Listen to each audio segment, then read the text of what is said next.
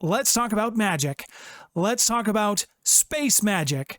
Let's talk about Starfinder Galactic Magic. There is a lot to unpack here in the Galactic Magic. I am loving my first impressions of this book, and hopefully by the end of this video, you should know whether you're going to love it too, and if you should add it to your collection. I will give you my thoughts on the things that I liked, on the things that I did not like, and finally, I will give it my review out of 5 stars. The PDF comes in at a total of 163 pages. This has been fairly consistent with some of the other expansions we've seen from Starfinder, though a Mwangi expanse it is not. Galactic Magic will introduce a brand new class to Starfinder. This is an interesting spellcaster class. The Precog is the new class.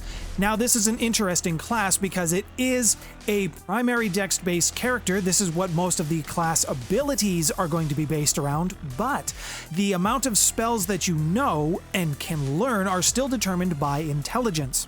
This class is also built around the concept of controlling time. I think this is an interesting concept for a class. Mechanically, it allows you to store dice rolls and use those dice rolls at a later time. These are what a lot of the abilities are around. Stay tuned for an in-depth look at the Precog in a future video. Now don't think that the rest of the classes in Starfinder have been forgotten. Each class gets an alternative build that you can use for your brand new characters, and each is flavored around magic. Even the Nanosite, which is largely a technology-based class, still has some options when it comes to magic. This book also introduces several new archetypes that are specialized around magic. Specifically, they are geared around the different schools of magic that exist. This allows you to build a caster or a magical type that can go all in on one specific school of magic. Now, some of you who have seen my problem with Starfinder video, I do talk about the lack of magical items that there are within the game. Even when it comes to artifacts or just enhanced weapons, armor, things like that. This supplement does address that at least a little bit. There is 16 pages dedicated to magical items, armor, weapons, fusions, upgrades. If you were looking for some new magical items or things to give your players, this book definitely has some ideas for you. There are several items that caught my attention here, too many to share with you, but some of my favorites at first glance are the phase rod. This is used for climbing. You get 2 rods, and half of the rod, when you activate it, becomes invisible or phases to a different dimension. You stick that in something. If you're trying to climb, put it in the mountain. Deactivate your phase rod so that it becomes solid again, and now you have something that's stuck in a mountain. As well as another item that was clearly inspired by Rolls-Royce. The hood ornament of hovering. If you attach this to a vehicle, as long as it's big enough, the vehicle will, instead of driving normally, it will float.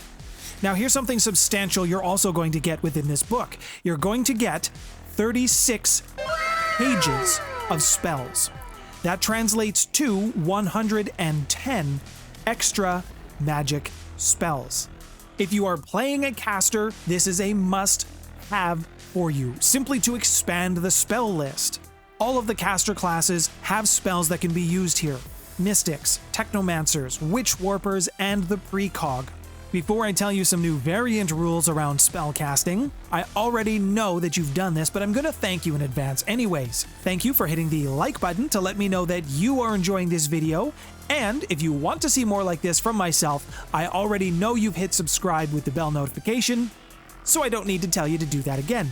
Paizo has greatly expanded the options available to you as a caster, not just in the sheer library of spells that you can choose from, but also in how you do it.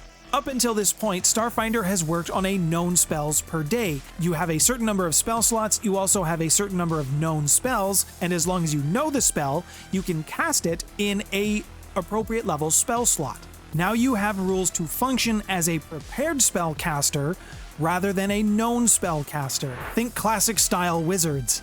Paizo has also solved a problem when it comes to the 0-level spells. In the early stages of building a character, playing a character, at low level, your 0-level spells can actually do something. But as you advanced in levels, those 0-level spells became less and less useful, almost to the point of a waste on your character sheet.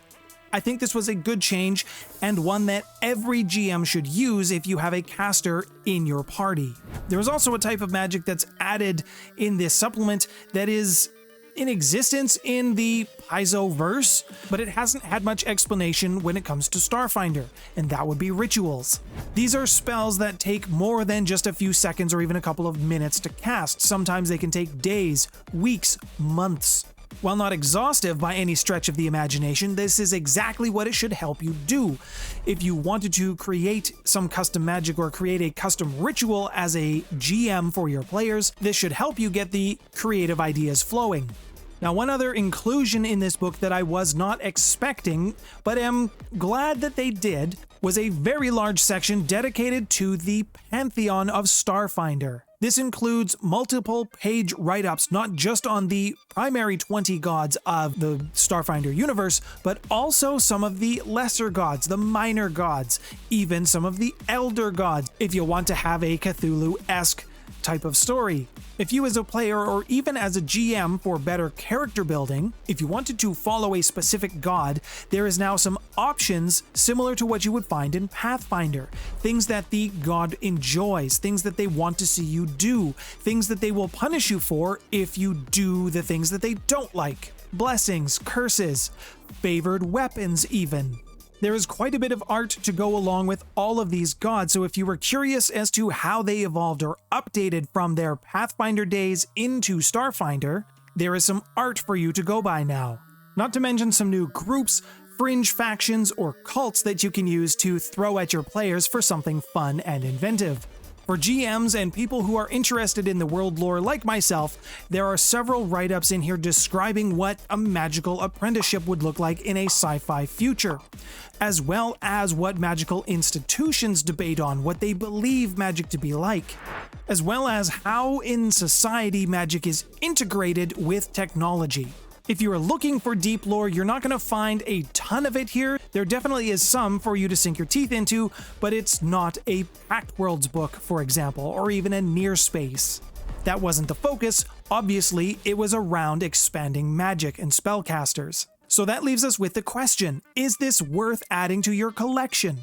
If you enjoy spellcasting and you like sci-fi magic, then this is definitely going to be something you should have. It is absolutely worth the price of admission, expanding the pool of spells that you can use for your casters. I didn't even get a chance to go into all of the spells, there's just so many of them. There's a lot more situational options, there's a lot more damage dealing options. There are several more leveled spells, so hopefully you can see something more than just Mind Thrust and Mystic Cure for when it comes to mystics. If you're not into space magic, then sorry, you're just not going to like this book.